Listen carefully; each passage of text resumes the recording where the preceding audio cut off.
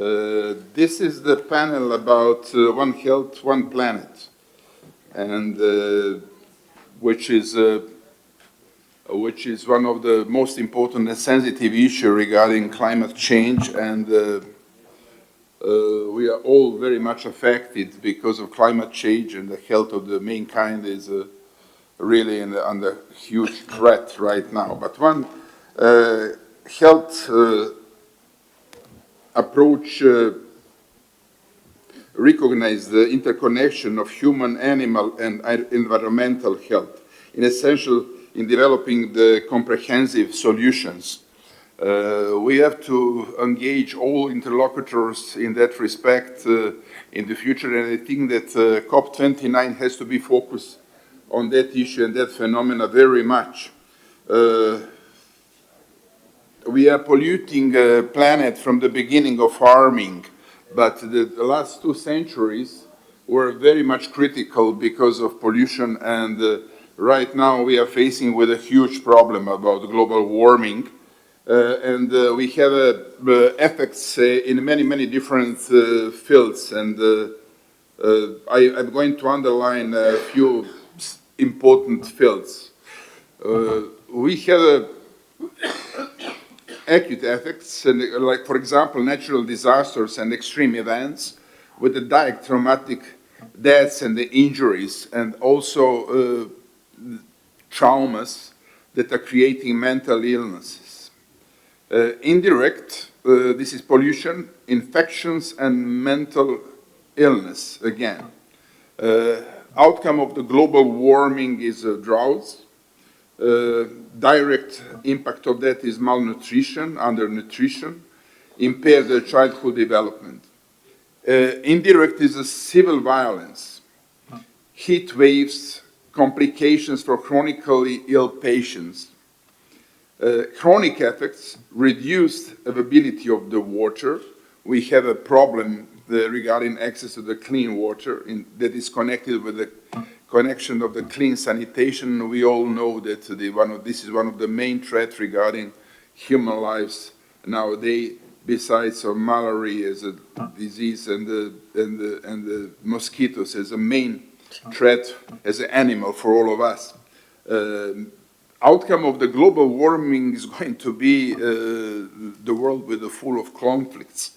This is going to create many, many problems because of access to the clean water is going to create new conflicts and conflicting zones all around the world. Finally, we are facing with the problem after COVID period of new pathogens and viruses, and I have a real concerns that the new process of climate, increasing of climate changing and the problem with our climate is going to create unpredictable problems and the challenges regarding the new diseases and the viruses and pathogens in the future. We cannot even predict right now what is going to be final outcome of that processes. This is not only about agriculture, about economy, about security, this is about human health. This is really most important outcome of the global warming, and we have to be focused on that. We have a few participants on this forum. Firstly, that is going to be Hande Harmanci. Is that good pronounced? Not that good. She's coming from Turkey. She is a World Health Organization representative in Azerbaijan and head of the country office. And the floor is yours. Thank you. Thank you very much. Good afternoon, distinguished guests, Your Excellencies. It is really a great honor for me to share this platform with you this evening. I also thank the NGIC board and Ruvshan Bey for this opportunity. I am not new to global health, but this is the first time I share the floor with such high-level dignitaries, and it's delightful that health is being discussed at such a level, but it also shows, it's an indication of the gravity of the situation. Because when you are well, you don't speak about health or illness. But when your joints start to ache, when you have a headache, or you notice a lump somewhere that shouldn't be there, then all you can talk about is health. And as my Director General, Dr. Tedros, repeatedly said, health is not everything, but without health, there is nothing. Hence, health should be the #1 priority in all development efforts. And COVID-19 taught us very well about this. We were hit by such a big shock that it triggered something very, very primitive in us, the survival instinct. We wanted to crawl deep into our caves, close the entrance, and not let anyone in lest they bring disease or death with them. And we did. We closed our borders. We started blaming others for being dirty, lazy, stupid, not being compliant enough, or being too compliant. We became more and more suspicious about our governments, WHO, our neighbors. It escalated the divide between countries, communities, and people. And COVID-19 cost us about $14 trillion by IMF estimates. The cost of quarantine alone was up to 9% of global GDP.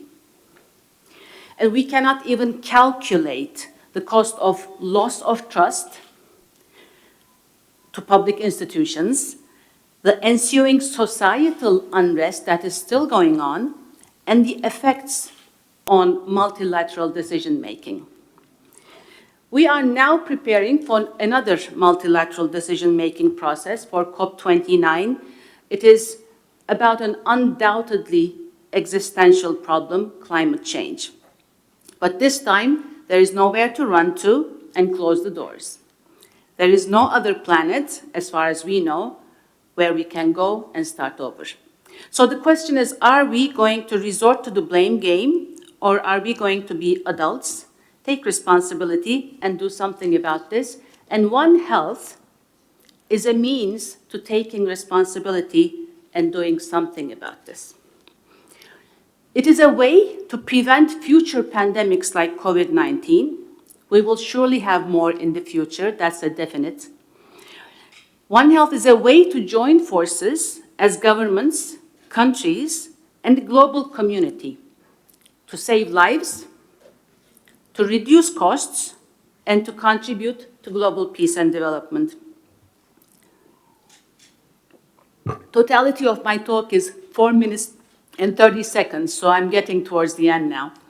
The definition of One Health is an integrated, unifying approach that aims to sustainably balance and optimize the health of people, animals, and ecosystems. So it's basically thinking and acting together across sectors to achieve things that we cannot achieve if we act separately. I will give you one example.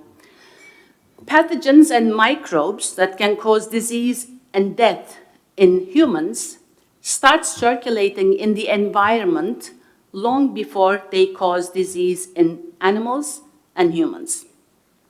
We can detect them in riverbank sediments, in wastewater, in drinking water, etc. When animals are exposed to these, we start seeing the disease in animal populations, and then it goes to humans. This is exactly what happened in COVID, except we were only aware of it when it started killing humans in substantial numbers. In other words, when it hit us on the head, we realized. I will give you an example from the Netherlands. In 2010, there was a Q fever outbreaks in the Netherlands. Q fever is a bacterial disease. It's like flu-like symptoms, but about 10% of the cases go into chronic form, and they cause significant loss of ability to work for years. So in the Netherlands, it infected about 15% of the population, and 20% of these people had to be hospitalized. And you know what the most important risk factor was? Living close to goat farms. And we later realized that this disease was circulating among goats at least 2 years before it circulated among humans. And the afterthought was that at least 3,000 people could have been saved, protected, if only the veterinary sector and the public health, human health sector had communicated to each other better. So One Health doesn't only save human lives, though I think that it's enough of an argument to vote for it, but it also saves money. According to World Bank estimates, if animal and human laboratories are joined together, we can save up to 26% of operational costs. And if we can reach a true integration between animal, human, and ecosystem surveillance, in other words, if we can detect the pathogens early enough, the estimates are that we can save 3.6 billion US dollars every year for the next 100 years. I want to repeat that. We can save $3.6 billion every year for the next 100 years if we can manage to detect pathogens earlier. I will stop here, and then if there is time, I will talk about what are the challenges to implementing a One Health approach later. Thank you. Thank you.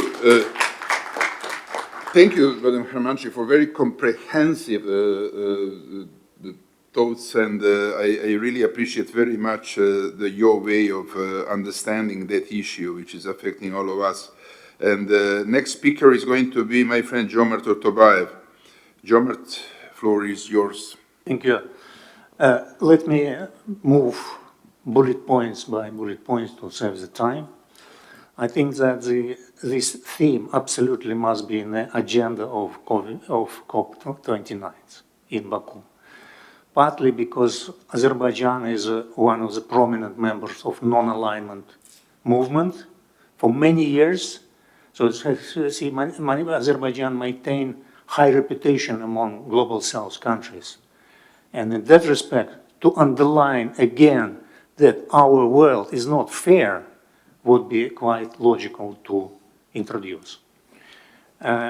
Just one example, I like numbers, so I like to demonstrate numbers, how wealthy nations treat themselves and how wealthy nations treat others. For COVID-19, for 2 years, especially wealthy nations spent between 15 to 20 trillion to fight COVID-19. At the same time, fight with tuberculosis. Last 12 years, 80 million people died. And the budget, world budget of World Health Organization, others to fight tuberculosis, is 1,000 times less than for COVID-19. It means that for COVID-19, 80 billion, which 13 billion which used for tuberculosis fight, was spent each 9 hours in fight with COVID. So this is unfair. And this logic could be continued in other places, including the illnesses related to the climate. In that respect, indeed, I think that it should be proposed again to put something like this a loss and damage fund, but not at the minimum value which was proposed in Dubai.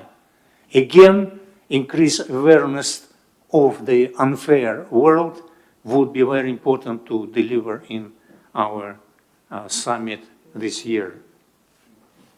I can say many other words, but another point which should be discussed in Baku is the potential polishing instrument for debt to environment swap, which would be a win-win situation.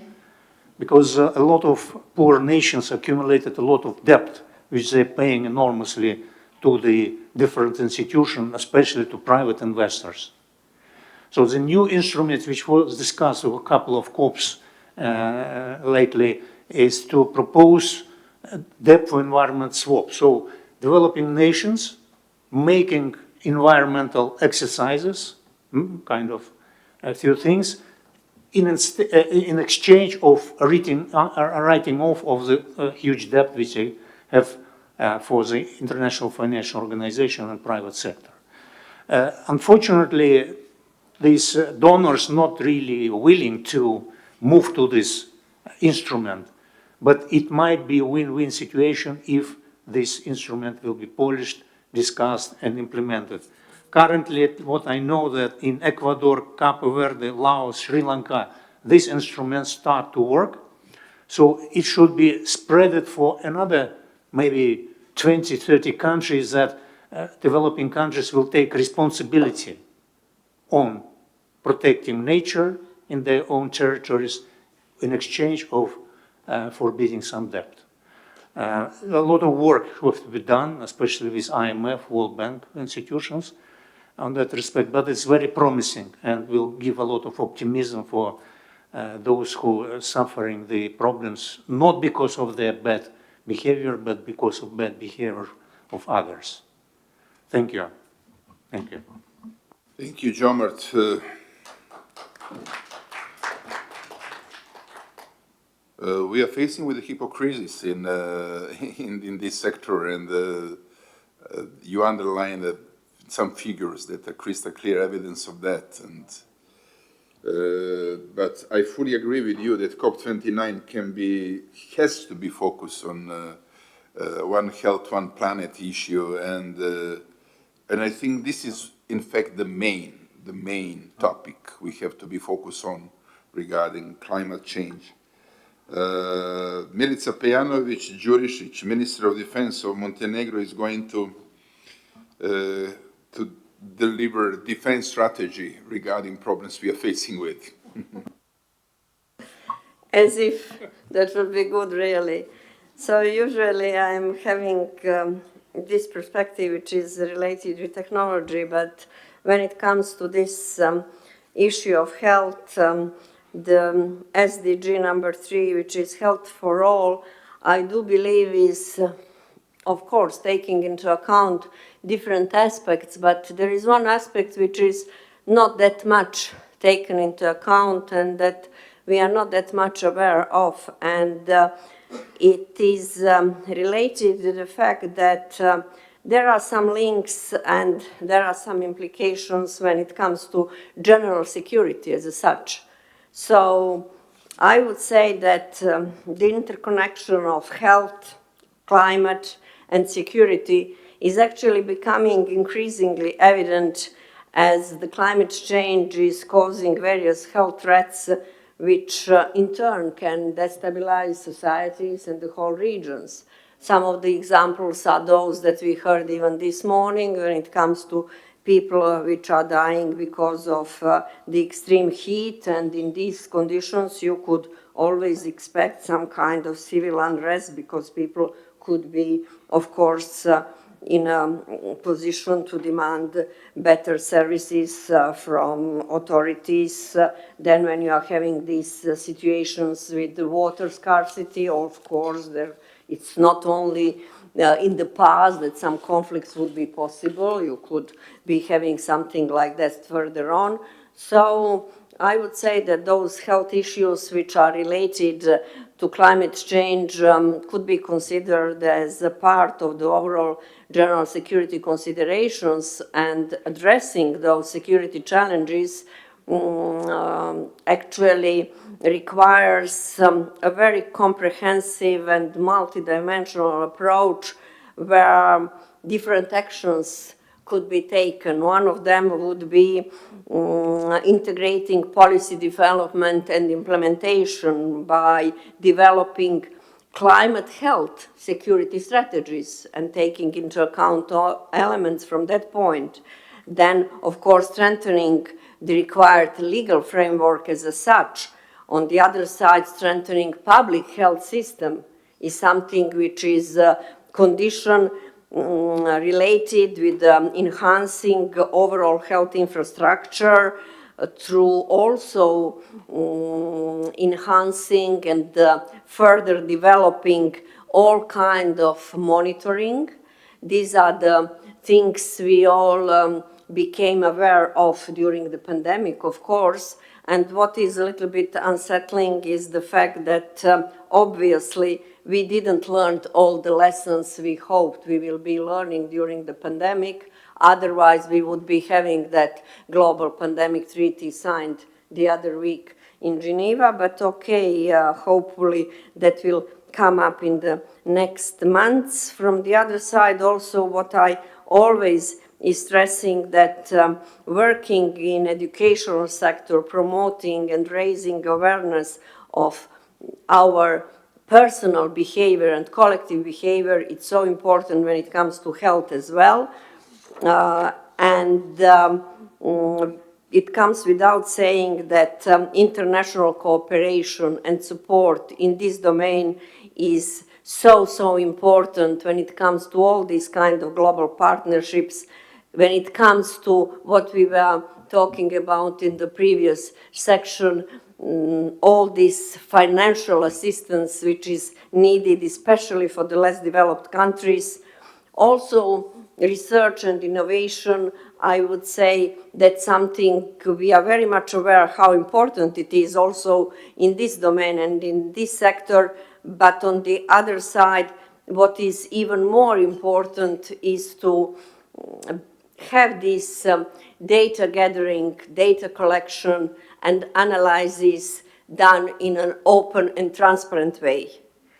We are flooded these last months with different information specifically about the pandemic, where even some of our colleagues are advocating the fact that it was false science during the pandemic. That is so dangerous and important, and it is so important to come to the roots to that, because we might be expecting next pandemic, and if the trust is so broken, what will be our actions? So these are all the things we've got to take into account if we want to go forward. And there is a number of very effective actions we could do there, but we do need, first of all, those fora which will be substantially discussing about these issues. And I believe that as a Nizami Ganjavi Center, through these subcommittees Roshan just suggested to us, we could be having more in-depth discussions where we could be giving then a kind of our perspective on the ways how these expected action plans out of a COP29 would be designed. That would be that, Boris. Thank you. Thank you, Milica. I mean, for reminding us about situation in the world during the COVID crisis.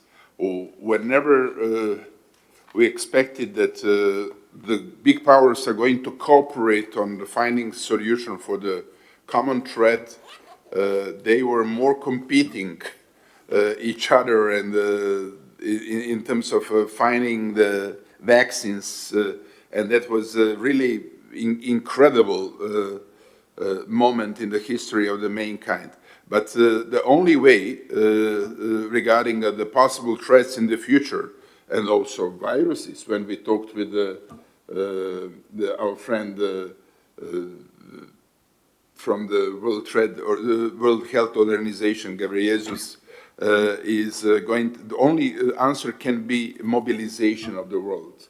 This is crystal clear right now, but are you sure that the big powers are going to be together, unanimous regarding fighting new viruses and new crises? I am not sure. I'm sure that they are going to use the new viruses in competing each other, in creating new fronts and new battles. Not for the good, for the mankind. But anyway, thank you, Milica, for your comments. And right now, I'm giving floor to the Borut Pahor, President of Slovenia, who is my main competitor today. I promise to you, Boris, that I will be very brief, but with your permission as a chair, I would like to briefly comment on recent European election. I think would be good for the chair of COP29 to listen. One reflection could be different one also. But why I'm saying this, because I think it would be very wrong to think that nothing will change after the European election as far as climate agenda is concerned. I know that, as I said, there are different, revisions or reflections on the result of European election. But in my view, one thing is clear, that European Union will not be so passionate about the green agenda as it has been before, unless something will change at the Commission. But I think the common approach of the public that has voted was that we should do it in a manner that would be a little bit more moderate than it has been until now. That I think it is a common approach, and I think being a member of European Parliament and member of European Council, I think that this common atmosphere among people will reflect in the decisions of the House back in Brussels and also in the Council and in the Commission. So I'm not saying that will be a completely different approach, but in case this will be joined with the change in the White House, I think that could have some sort of implication. Huge. I didn't want to use this phrase, but maybe, just maybe, this could be a huge change. We're using it in his honor. Yeah, so I think this is important to know for the presidency of COP29. I wish the presidency to go on with, the leadership. One sector that could be, of a stronger support could be the sector of the One Health approach. Why? I think we've seen through the COVID crisis that international collaboration is extremely important. Boris has said now that maybe one will use information and knowledge against another, but I think there is a common sense at the moment worldwide that if anywhere we should work together, it is a health. That we cannot afford each other to be selfish, that we have to work together. But One Health approach is much more than that. It should be an integrated, unifying approach that aims to sustainably, balance and optimize the health of humans, animals, and ecosystems. It recognizes the health of a wider environment is closely linked and interdependent. I don't know how the Azerbaijani, presidency of the COP29 will face this challenge, but I hope that on this issue, I think could make some sort of a progress. I know that will not be a huge one, but if there would be some sort of consensus, I think would be in supporting One Health, One Planet approach, and I wish the presidency of Azerbaijan all the best. Borut, thank you for mentioning the European elections and the processes in Europe, but also elsewhere. But we are witnessing that fact that the political parties that were focused on the protection of the environment, fighting global changes, are right now much more focused on the war than to climate changes, and this is something very, very specific in the history, new history of European Union and Europe nowadays. And I don't know which political forces are right now going to be really focused on climate changes and the issues we are right now talking about. Just to say a few things about the psychological effects, which are very important right now because they are triggering other problems. I'm always repeating very simple things. Whoever is containing trauma is able to share that trauma with the neighbors. If country is containing trauma, ethnic group is containing trauma, that country and that ethnic group is always able to share that trauma with the neighbors, sometimes to attack on neighbors. And that is the way how they can share trauma. And climate changes are creating traumas. In all aspects, climate changes are creating traumas. And on the individual level and collective level. And this is something that is, but totally unpredictable. Totally unpredictable, and this is something that is creating real fear among the people that understands that problem.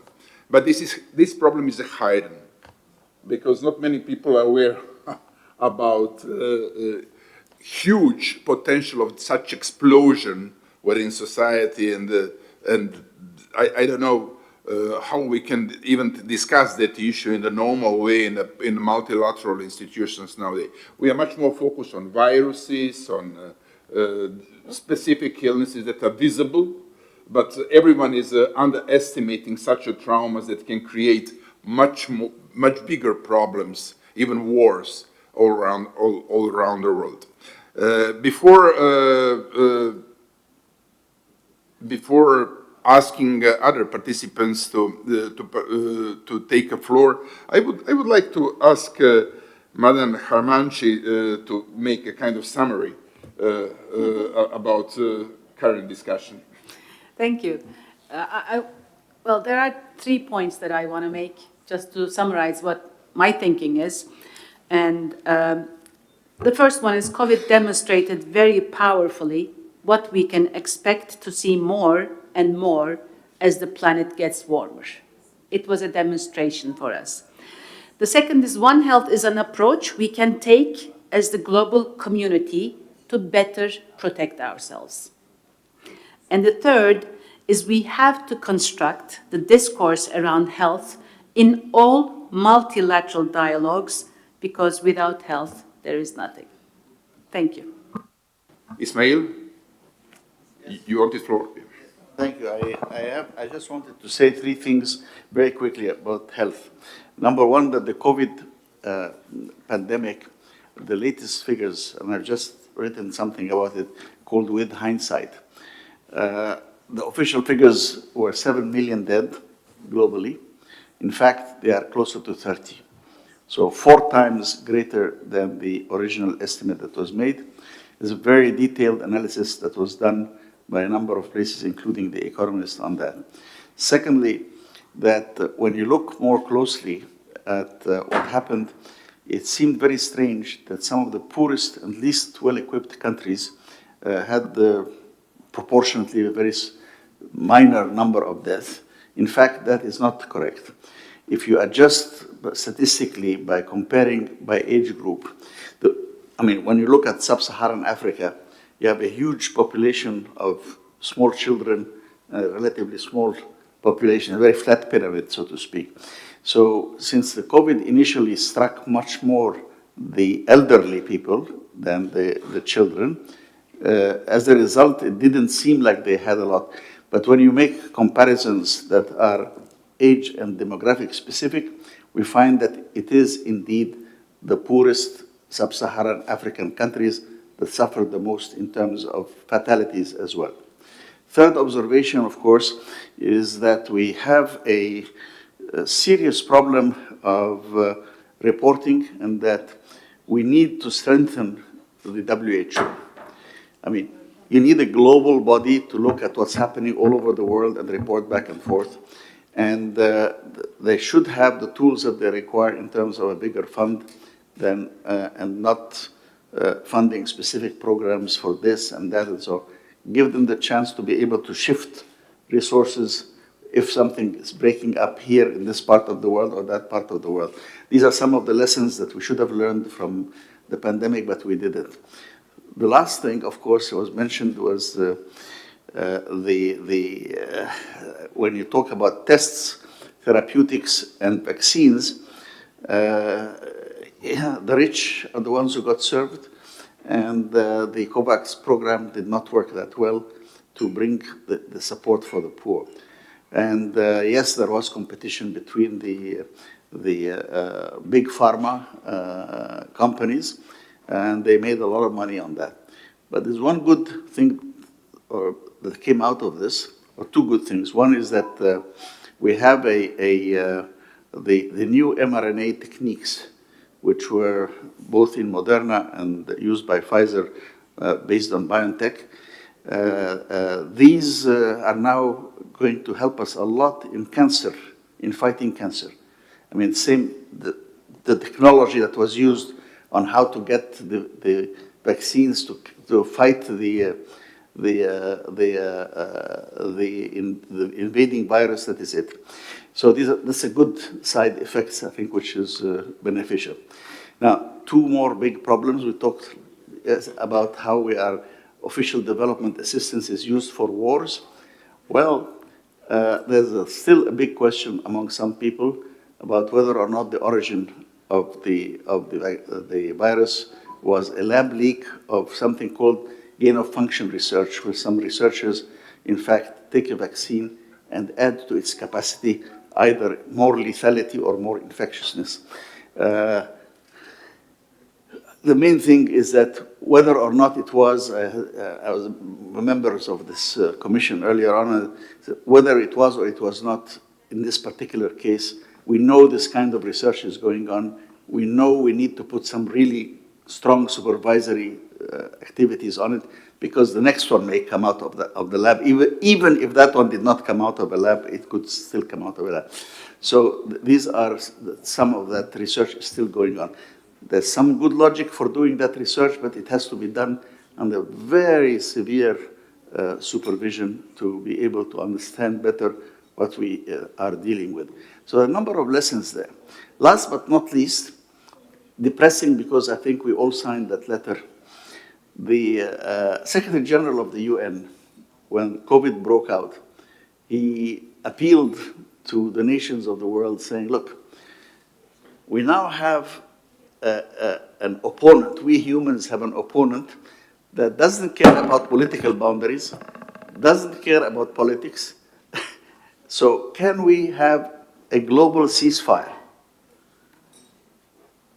while we all collaborate on containing and fighting the pandemic?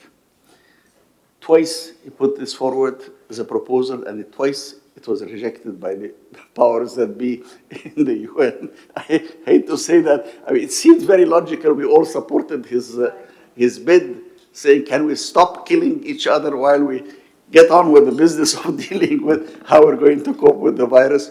But logical as it may seem, twice it was put up and twice it failed. So official development assistance is being subverted. Unwillingness, I mean, somebody told me, why would they do that? I said, I don't know, maybe they said, you want to take away our fun? We're enjoying killing each other.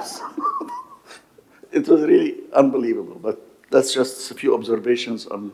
For putting us in the focus on very important things, and even though we've been suffering very much because of COVID, we understand right now that scientific research is after that brought to us some knowledge regarding fighting cancer, which is kind of a positive benefit from the horrible aspect of COVID. Sometimes we have to be focused on small things. I think we were talking about agricultural these days, about food security, but we are forgetting that food security depends on very small insects, bees. and that are in a real danger, and we have to do everything to save them. But at the same time, the main enemy regarding human beings in the history are mosquitoes because of malaria. We have to do everything to dismantle them. And these two insects are much more important than almost everything else regarding future of the mankind. Alessandra, floor is yours. No, I wanted to pick up on something you said about the when COVID broke out and the SG made this call. He also made a call about not just global peace, but also peace in the home. Because we have seen also deteriorating human development data. You know that UNDP publishes the Human Development Report. You have seen it. And this is the first time in decades that basically not just human development is going down, but also gender indicators and social cohesion indicators. So basically, we royally went back to a couple of years because of one virus. It wasn't just a virus, it just means that our model, the way we are measuring growth, the way we are measuring the access of society to welfare and to well-being is off. Because how could it be that a virus of, 12, 18 months has thrown us back a decade? So I just wanted to add this because I was actually working in the SG's office in these 4 years before coming here, and the SG was very, very mindful, not just about peace between countries, but also peace in the home. You have indulged me. Thank you. I think there were others that were asking for the floor before me, but I will use the time, very, very quickly. Number one, to say that, the representative of WHO mentioned something that I think it is extremely powerful, which is the One Health approach that you mentioned. It's not only a method, I think it's a tool for policy design. It is a tool for adaptation at the national level, and it's very little known. I know it because I was interested, and I think it has a great potential, just a side comment.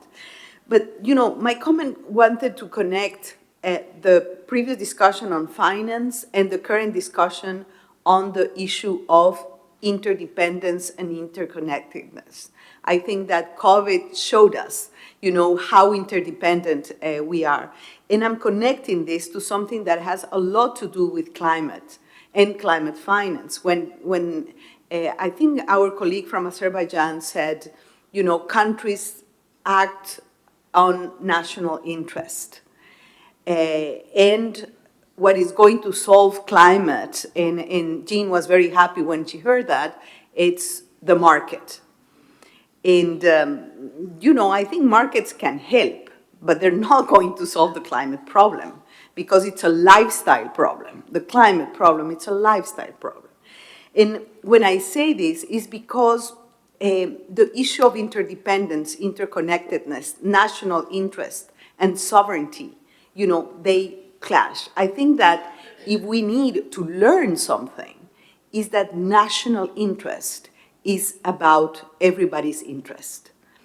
No one is safe until everybody's safe. So what is acting under, national interest when we know that if we don't do something now urgently, we will have about 2 billion people by 2050 that are going to be displaced because of climate. And this is going to affect the big economies, the emerging economies, the ones that are acting on national interest. People living in coastal areas, in small island developing states, when they don't have anything left, what are they going to do? They're going to be displaced and migrate. The second issue is the issue of conflict. More and more among the 53 current existing conflicts, more than 80% are climate related, directly or indirectly. This means that conflict worldwide is going to be affected by climate. With that said, it means that national interest should be everybody's interest. And I think these are issues that you are all, you know, influencers, opinion makers. I think it's very, very important. This is really an issue that is affecting the entire multilateral world, to say this is against my sovereignty. You know, I need to prioritize national interest. It so happens that national interest becomes everybody's interest. And I think that this should be at the forefront when we think about climate finance, about the principles of solidarity, about the principles of self-preservation. You know, it's not that particular country that is going to survive of extreme heat. You know, we're all going to die at the end of the day. So sorry, this digression that is more philosophical, but I think it's worth, you know, connecting to the conversations that we are having. Just that. Thank you, and over. Thank you. If we are going to be faced with 2 billion people that are going to be replaced from their homes because of climate changes, 100 million of them are going to be migrants in other countries. But to remind ourselves that only 5 million Syrians a few years ago has been almost dismantling security of European Union. And look how we are living in a secure world. Petre? With your permission, Boris, I'm reverting again to science. You know, health problems arising related to climate change is one thing, one aspect, but health science achievements, advancements, progress is a different thing. In a very few words, my point is the following one. One thing we cannot change is the human nature. But in this human nature, there is a formidable capacity for adaptation. And my question is, where is the critical threshold of the adaptation? The human being can adapt until it cannot adapt anymore. I would like very much to see health sciences to work on that, because we need to adapt. Human beings will have to adapt. But how much can we adapt? Until when? Because if we know until which point, let's call it critical threshold, we'd have a fair idea about that point, then we can imagine the world we need to build. The resilience needed in that case. And one more thing, of course, allow me, about how scientists are. Maybe you remember, just after the COVID-19 pandemic was recognized, fully recognized, there was a widespread and a strong attack on China, saying the virus came from your laboratory of biology research. And the Chinese said, no, it's not possible.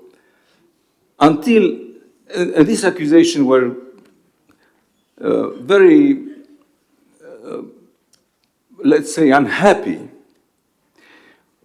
What stopped that?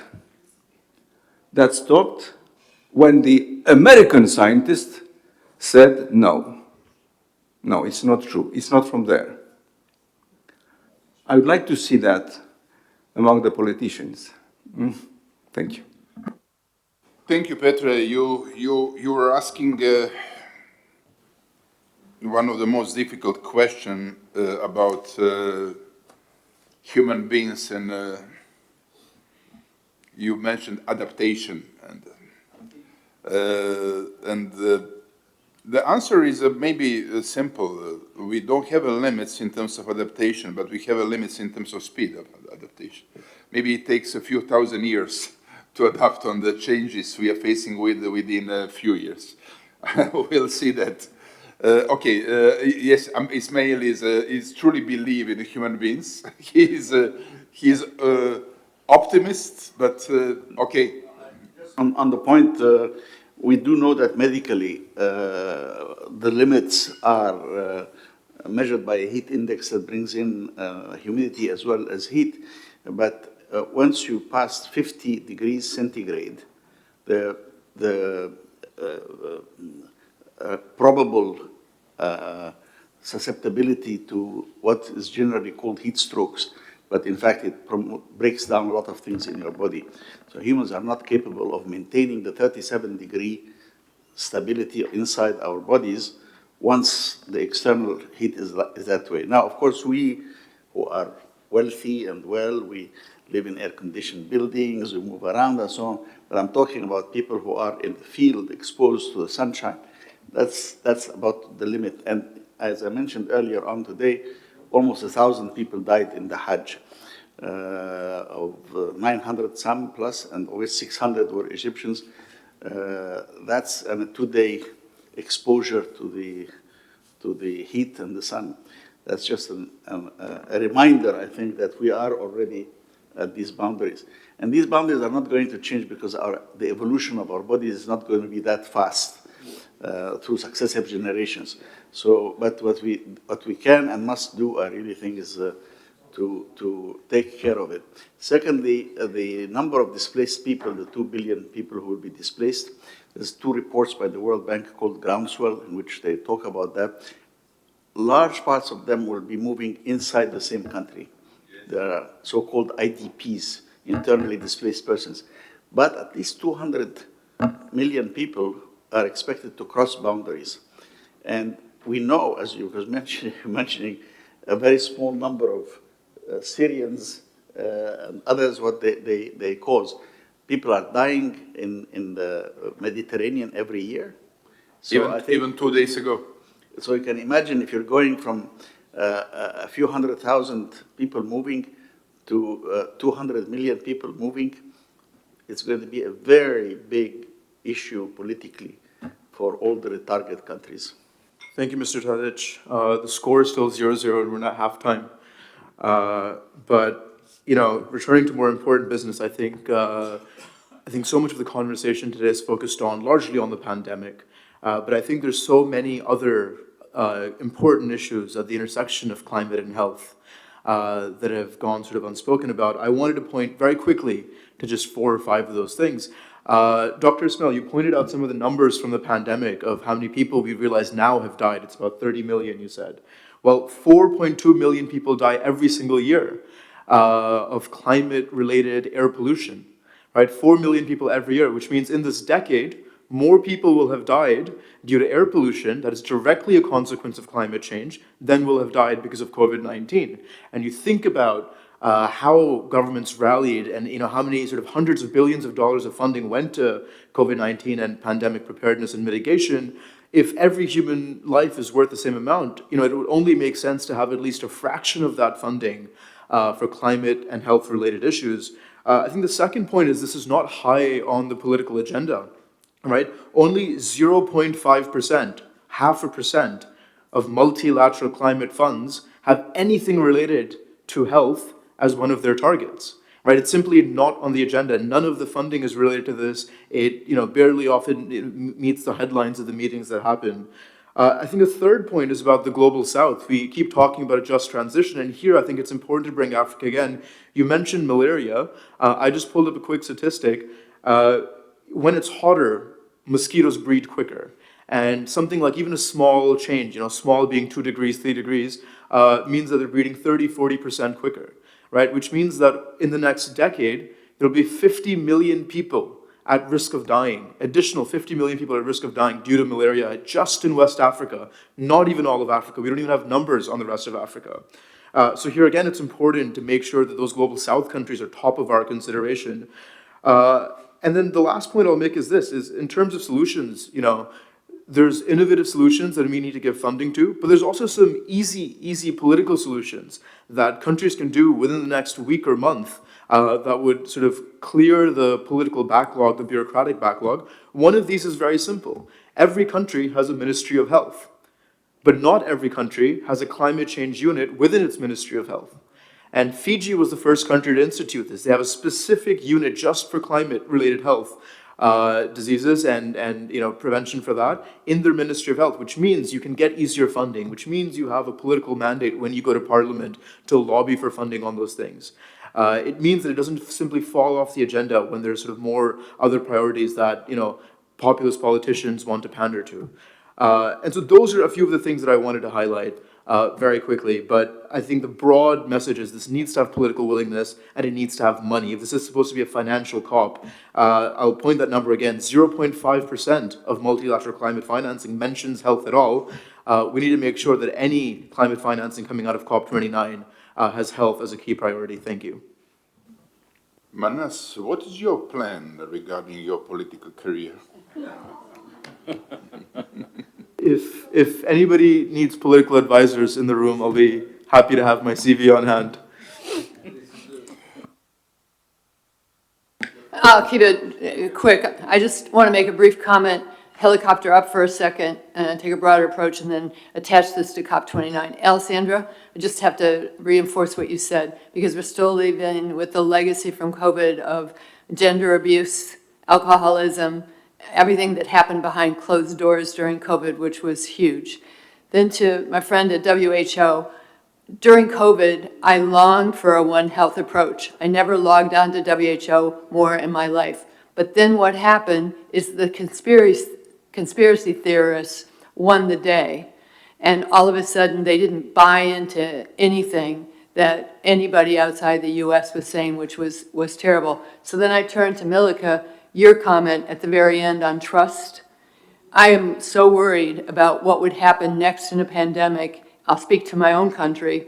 There's no trust. We'll be drinking bleach, not getting vaccines, and blowing our germs on everybody. That's what'll happen. So I'm really worried about that. And I wonder, as a helicopter up, the extent that this, back to your comment, my friend, about during COVID, we learned that national interest is global interest until all of the conspiracy theorists won. And I wonder about the trend towards authoritarianism and protectionism that emerged from that.